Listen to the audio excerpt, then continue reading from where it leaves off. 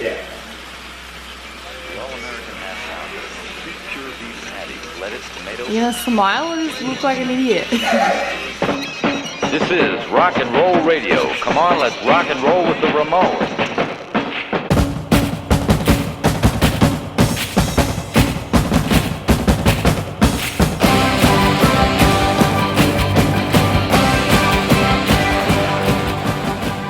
So the most important thing about training for an Ironman, in my opinion, it's volume. Ironman is a long endurance sport, and to do well over that kind of distance, you have to be able to train a lot.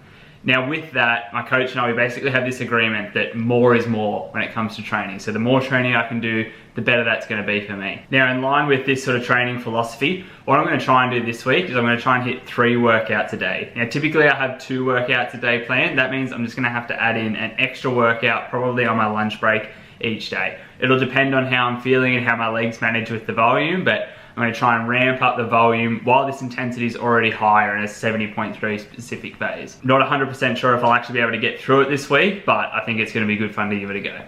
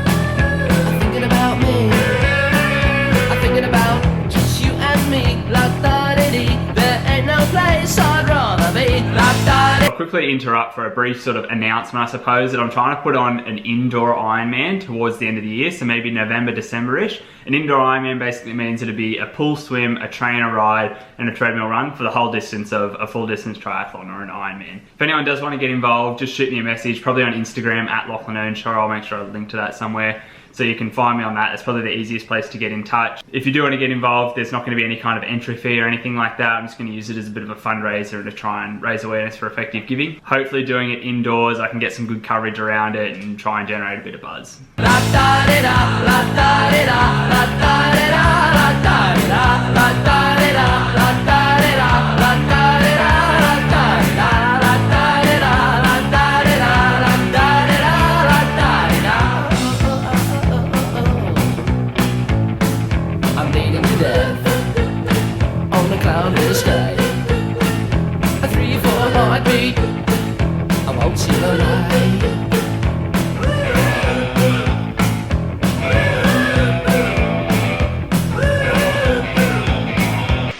Friday morning strength endurance ride. It's probably the first time this week where I am actually feeling a little bit tired.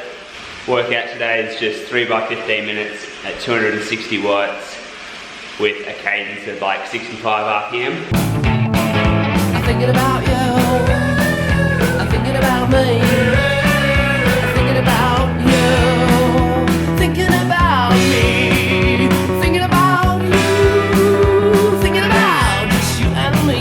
La-da-dee-dee, there ain't no place I'd rather be. La-da-dee-da, la-da-dee-da, la-da-dee-da, la-da-dee-da, la-da-dee-da, la-da-dee-da, la-da-dee-da, la-da-dee-da, la-da-dee-da, la-da-dee-da.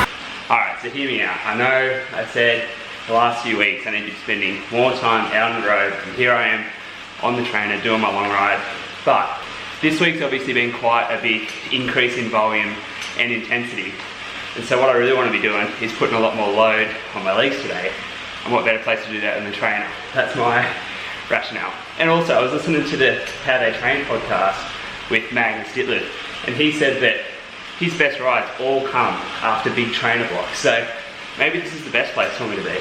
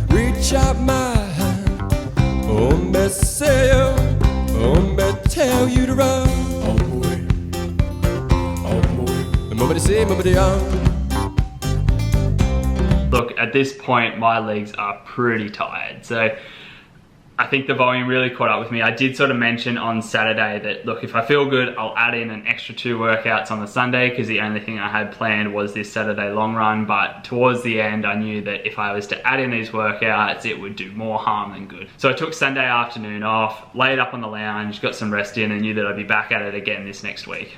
And that's exactly where we're left off now. So look, all in all, I'm pretty happy with the week's training. It's a little over 22 hours of total volume. We had 78 kilometers of running, 15 kilometers in the pool, and 331 kilometers of cycling.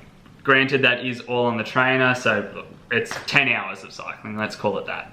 4 hours in the pool and 6 hours, 41 minutes of running. All in all, that's not too bad. It's getting pretty similar to the sort of things we were doing in our Ironman build before Port Macquarie this year, but I think there's a lot more intensity and a lot more quality work in this week than what we would have had in a similar 22-hour week leading into Ironman. So I'm certainly in the best shape I've been in as of right now. There's no doubt about that. And I am recovering quite well. So I am actually filming this on Monday now, just the recap, and I'm ready to go again. So my legs feel fine, not much carried over fatigue. So hopefully I can back it in with another pretty solid week. As of right now, I think we're 7 or 8 weeks out from Sunshine Coast 70.3, so I'll keep building into that one. After that, I've got Noosa in October, which is about 6 weeks later, but I won't do a specific prep for that. That's just gonna be a fun fundraising hit out. I will be looking to do some more, fun one-off events. So November to December this year, I am planning on doing an indoor Ironman. So it'll be a 3.8 kilometer swim, 180 kilometers on Zwift, and then a treadmill marathon. So that'll all be done in one day. If anyone does want to get involved with that, just let me know, because it's, the more the merrier really. I'm planning on doing it on my own, but if more people want to come and do it with me, that would actually be pretty awesome. I might do it as a bit of a fundraiser or, raise some awareness for effective giving. But I'll plan all that sort of later. So at this stage, after Sunshine Coast 70.3, I'll switch back to proper Ironman build and try and build in and do a really good, strong indoor Ironman. Best thing about that is I'm going to get some really good, accurate numbers. I know exactly what my splits are in the pool. I know exactly what my watts per kilo are on the bike. And then the run pace is going to be very consistent. So I'm going to get some really good data out of that. There's not going to be any variance of, oh, it was windy this day where I was racing, or the current or the tides, or I drafted behind this person. It's going to be some pretty pure numbers that I'll get out of an indoor Ironman. So that's going to be what I'm going to build into. And then we're back May again next year. That's going to be our A race, Port Macquarie, where I'm going to try and qualify for Kona in my age group. And that's why I'm training over 20 hours without any Ironmans in the next 6 months.